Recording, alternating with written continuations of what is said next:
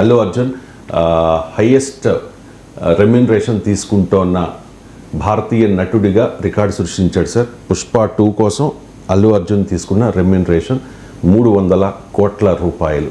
గతంలో మనం చూసాం సార్, బాలీవుడ్ యాక్టర్స్కి మాత్రమే ఆ రేంజ్ ఉండేది. ఇప్పుడు దక్షిణాది హీరో, అందులోనూ తెలుగు హీరోకి అంత మంచి ఆ రికార్డు నెలకొల్పారు. ఒకసారి ఆ లిస్ట్ కూడా చెప్తున్నాను సార్. ఫోర్బ్స్ ఇండియాలో వచ్చిన లిస్ట్ ఇది. అల్లు అర్జున్కి 300 crores, పుష్ప 2 జోసెఫ్ విజయ్, తలపతి విజయ్కి list 130 crores to 275 crores, Shahrukh ఖాన్కి 150 crores to 250 crores డుంకీకి. తర్వాత రజనీకాంత్, తర్వాత అమీర్ ఖాన్ ఉన్నారు, తర్వాత ప్రభాస్, అజిత్ కుమార్, సల్మాన్ ఖాన్, కమల్ హాసన్, అక్షయ్ కుమార్.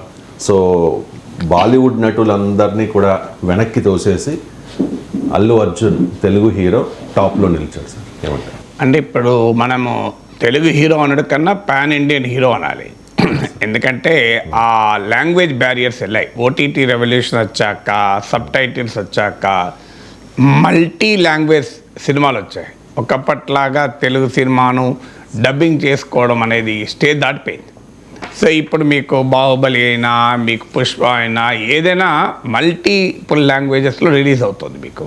సో అందువల్ల సినిమా యొక్క స్వభావమే మారిపోయింది. ఒకప్పట్లాగా తెలుగు సినిమా, తమిళ సినిమా అనే దశలో లేవు ఇప్పుడు. అందువల్ల ఆ తెలుగు నటుడుగా మన గర్వకారణం. కానీ తెలుగు పాన్ ఇండియా తెలుగు నటుడుగా మనం చెప్పుకోవాలి. ఇది మీరు చెప్పింది ఫోర్బ్స్ ఇండియా వాళ్ళ రిపోర్ట్. ఇది ఒక Forbes India one of the world's leading business economy, business సంబంధించినటువంటి మ్యాగజిన్. సో ఫోర్బ్స్ ఇండియా ఇది one of the very authentic. ఏదో మనకు ఊరు పేరు లేని వెబ్సైట్ల ఆధారం కాదు. ఫోర్బ్స్ ఇండియా ప్రకారం ఏంటంటే పుష్ప 2 December 5 అనుకుంటా, నాకు గుర్తున్నంత వరకు రిలీజ్. సో ఇది 300 crores పవన్ కళ్యాణ్ అన్న సినిమా ఇది. అంటే ఈ మధ్యకాలంలో అడవులను రక్షించేవారు ఒకప్పుడు హీరోలు అయ్యేవారు, ఇప్పుడు అడవులను దెబ్బతీస్తున్న స్మగ్లర్లు హీరోలు అవుతున్నారు అని పవన్ కళ్యాణ్ రెఫర్ చేసిన సినిమా. సో ఆ పుష్ప 2కు 300 crores రెమ్యూనరేషన్ తీసుకున్నాడు అని అల్లు అర్జున్ నెంబర్ 1 పొజిషన్లో ఉన్నారు. మీరు ఈ 10 మంది పేర్లు తీస్తే ఇందులో 6 సౌత్ ఇండియన్ స్టార్స్. అందులో తెలుగు స్టార్ ఒక్కరే, మిగతా వాళ్ళంతా అత్యధికులు తమిళ్ స్టార్సే. మీకు నెంబర్ 1 పొజిషన్లో అల్లు అర్జున్ ఉంటే, నెంబర్ 2 పొజిషన్లో జోసెఫ్ విజయ్ చంద్రశేఖర్, పాపులర్గా దళపతి విజయ్ అంటాం. ఇటీవల సినిమాల గుడ్ బై చెప్పి పార్టీ కూడా పెట్టాడు. 3rd పొజిషన్లో మీకు షారుఖ్ ఖాన్ ఉంటాడు. Shahrukh Khan is one of the internationally renowned towering actor. నేను లాస్ ఏంజల్స్ వెళ్తే హాలీవుడ్లో, లాస్ ఏంజల్స్లో ఈ హాలీవుడ్ స్టార్స్ వీళ్ళందరూ ఉన్న ఇండ్లు చూపెడతారు ఒక టూరిస్ట్లో భాగంగా. అక్కడ షారుఖ్ ఖాన్ ఇల్లు కూడా చూపెట్టారు మాకు. అంటే హాలీవుడ్ నటుల సరసన షారుఖ్ ఖాన్ కూడా ఇల్లు ఉంది. అంత ఇంటర్నేషనల్లీ రినౌండ్ యాక్టరు.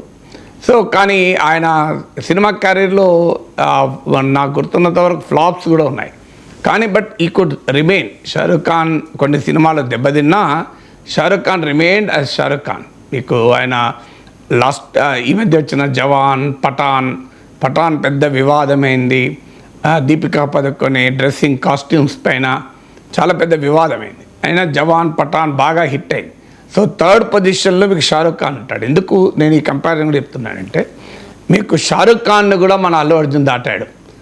షారుఖ్ ఖానే కాదు, సినిమా ఇండస్ట్రీలో 3 ఖాన్స్, షారుఖ్ ఖాన్, అమీర్ ఖాన్, సల్మాన్ ఖాన్. వీళ్ళు top heroes of the Bollywood, top heroes of the Indian film industry. మీకు అమీర్ ఖాన్కి అయితే మిస్టర్ పర్ఫెక్షనిస్ట్గా పేరు. అంటే ఏది చేసినా చాలా పర్ఫెక్ట్గా చేస్తారని.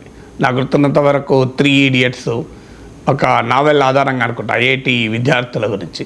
సో అలాగే పీకే మన పవన్ కళ్యాణ్ తీసినట్టున్నారు కదా, అది వకీల్ సాబ్కు బేసిస్ అనుకుంటా. సబ్జెక్ట్ కరెక్షన్, నాకు అంత సినిమాల గురించి అవగాహన తక్కువ. సో కానీ అలాగే దంగల్ ఇలాంటి టాప్ సినిమాల్లో నటించిన బాలీవుడ్ స్టార్స్ వీళ్ళంతా. సో మీకు 3rd పొజిషన్లో షారుఖ్ ఖాన్ అంటే 4th పొజిషన్లో రజనీకాంత్. మీకు ఈ లిస్ట్ చదివితే తెలుగువాడిగా ఆనందం వేస్తుంది.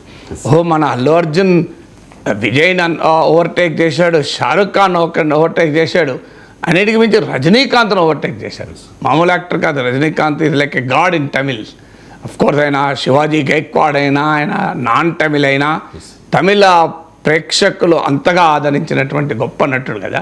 So Rajinikanth is a phenomenon. మీకు రజనీకాంత్ ఎవరైనా చేస్తే ఓవర్ యాక్షన్ అవుతుంది, రజనీకాంత్ చేస్తే స్టైల్ అవుతుంది అని నానుడి. రజనీకాంత్ ఏం చేసినా ఇలా అన్నాడనుకో అది స్టైలే. సో ఇలా హెయిర్ ఇలా అంటే మామూలు స్టైల్ కాదు, అది పెద్ద సెన్సేషన్ అవుతుంది. అలాంటి రజనీకాంత్ కూడా అల్లు అర్జున్ దాటాడు. సో ఇలా మనకు ప్రభాస్ ఇంకో తెలుగు యాక్టర్ అల్లు అర్జున్తో పాటు ఆ టాప్లో ఉన్న 10 మందిలో ఉన్న ప్రభాస్. బాహుబలితో రాజమౌళి చేతిలో జక్కన్న చేతిలో చెక్కబడిన శిల్పం. సో బాహుబలితో నేషనల్ ఇంటర్నేషనల్ ఇమేజ్ వచ్చింది. కల్కికి ఆయన ఇప్పుడు హైయెస్ట్ పేడ్ లిస్ట్లో 10 మందిలో ఉన్నాడు. సో ఇక మిగిలిన వారు మీకు అజిత్ కుమార్, అలాగే మీకు కమల్ హాసన్ అయితే ఈ మధ్య 2023లో సినిమా రాలేదనుకుంటా నాకు గుర్తున్నంత వరకు. ఇప్పుడు ఏదో ఇంకో సినిమా లేటెస్ట్గా నడుస్తోంది ఇండియన్ 2. అది బట్ అదే భారతీయుడు, దాని సీక్వెల్, భారతీయుడికి సీక్వెల్ వస్తుంది. బట్ కమల్ హాసన్ 2023లో ఒక్క సినిమా తీయకపోయినా కూడా ఎవర్ గ్రీన్, కొంతమంది ఎవర్ గ్రీన్గా ఉంటారు. సో ఒక రకంగా ఎవర్ గ్రీన్ యాక్టర్గా పేరు. సో మీకు ఇలా సౌత్ ఇండియన్ స్టార్స్ మీకు అల్లు అర్జున్, ప్రభాస్, రజనీకాంత్, అజిత్ కుమార్, మీకు దళపతి విజయ్, కమల్ హాసన్, ఇక మిగిలిన వారు ఎవరు అంటే షారూఖ్ ఖాన్, ఆమిర్ ఖాన్, సల్మాన్ ఖాన్ అండ్ అక్షయ్ కుమార్ అన్నట్టు లాస్ట్ పర్సన్. సో అందువల్ల ఇంత ఫినామినల్గా సౌత్ ఇండియన్, మేము జర్నలిజంలో చేరినప్పుడు టాప్ 10 న్యూస్ పేపర్ సర్క్యులేషన్ ఏది అని తీస్తే తెలుగు ఈ సౌత్ ఇండియా అదే ఇండియన్ లాంగ్వేజెస్ ఉన్నాయి. సౌత్ ఇండియన్ కూడా ఫీల్ ప్రౌడ్. ఇప్పటికి కూడా వాస్తవం, ఇప్పటికి కూడా ఆల్ టాప్ 10లో మీకు టైమ్స్ ఆఫ్ ఇండియా, హిందూ లాంటిది ఉంటే మిగతా అన్ని దైనిక్ భాస్కర్ నుంచి మొదలుకొని తెలుగు పత్రికలు, ఇండియన్ లాంగ్వేజ్ పత్రికలు ఉంటాయి, సౌత్ ఇండియన్ కాదు. అంటే న్యూస్ పేపర్లో English versus Indian languages. Of course English కూడా ఇండియన్ లాంగ్వేజ్ అని చర్చ జరిగిన, బట్ ఇంగ్లీష్ ఇది ఇంగ్లీష్ కదా, ఇంగ్లీష్ వర్సెస్ ఇండియన్ లాంగ్వేజెస్ ఉండేది. కానీ ఇక్కడికి వచ్చేవరకు ఏంటంటే బాలీవుడ్ డెఫినెట్గా డామినేటింగ్. కారణం ఏంటంటే భారతదేశంలో 40% ఆఫ్ పాపులేషన్ హిందీ మాట్లాడతారు. ఎక్కువ మంది హిందీ మాట్లాడే వాళ్ళు ఉంటారు కనుక వాళ్ళ దానికి ఎక్కువ వ్యూవర్షిప్ ఉంటుంది. ఇప్పుడు ధ్రువ్ రాఠీ, రవీష్ కుమార్ లాంటి వాళ్ళకు యూట్యూబ్ ఛానళ్లకు ఉన్నంత ఫాలోయింగ్ ప్రొఫెసర్ నాగేశ్వర్కు ఉండే అవకాశం లేదు. ఎందుకంటే నా క్యాచ్మెంట్ ఏరియా తెలుగు, వాళ్ళ క్యాచ్మెంట్ ఏరియా హిందీ. అందుకే మీకు ధ్రువ్ రాఠీకి, రవీష్ కుమార్కు కోట్లల్లో ఫాలోవర్స్ ఉంటారు. సో అందువల్ల క్యాచ్మెంట్ ఏరియా బాలీవుడ్కి ఎక్కువ కనుక సహజంగానే 40% ఆఫ్ ద పాపులేషన్ హిందీ.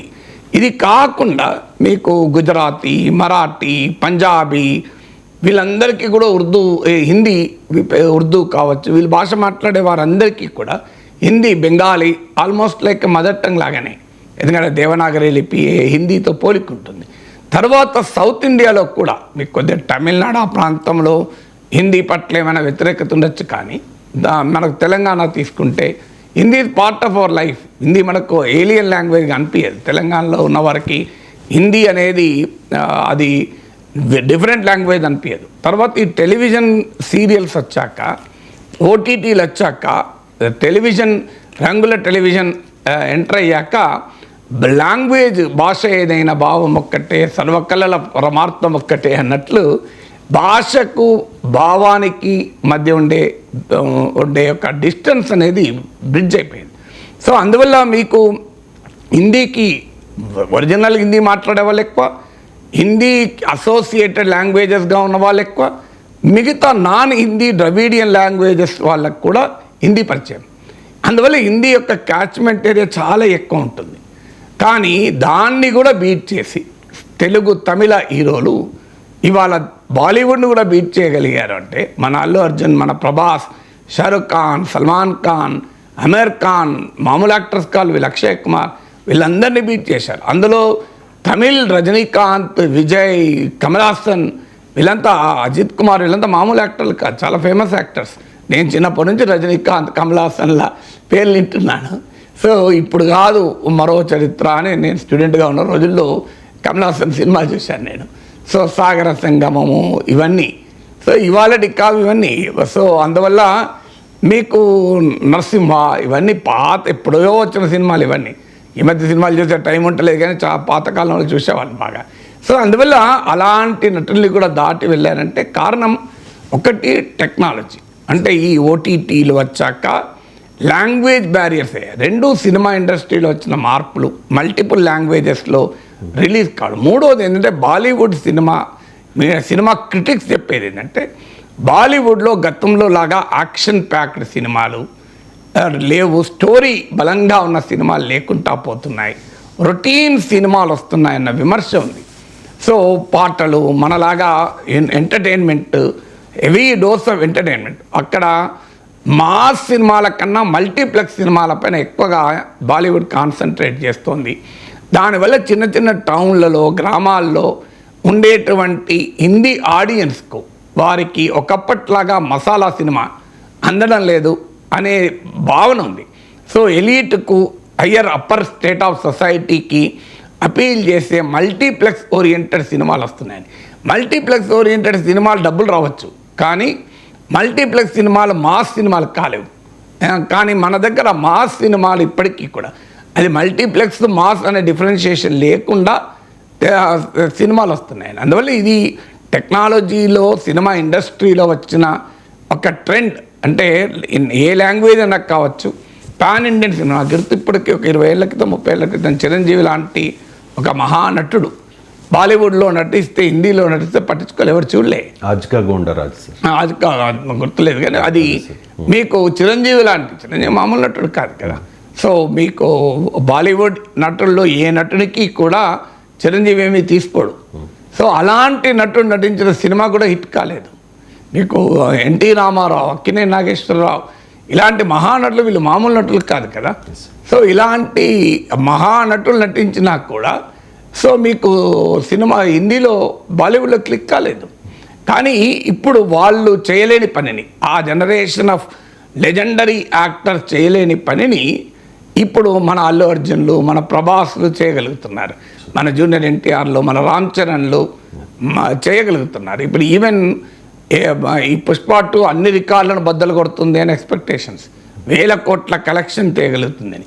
అంటే లాంగ్వేజ్ యొక్క బ్యారియర్. మీకు చైనా ప్రెసిడెంట్ జింపింగ్ వచ్చినప్పుడు మోడీ అడిగాడు, దంగల్ సినిమా చూసినా అని చెప్పాడు జింపింగ్. సో అందువల్ల జపాన్లో మన సినిమాలు, బాలీవుడ్ సినిమాలు కూడా చాలా క్రేజ్.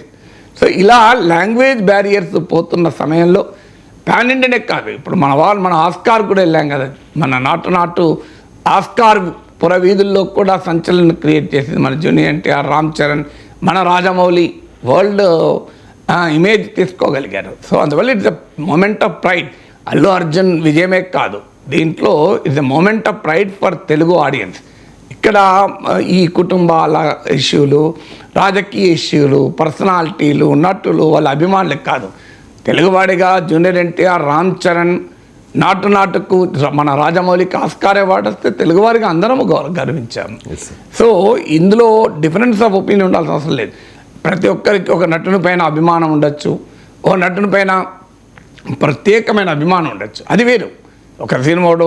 కానీ ఒక అచీవ్మెంట్ విషయానికి వచ్చినప్పుడు, అకాంప్లిష్మెంట్కి వచ్చినప్పుడు అది మనందరిది.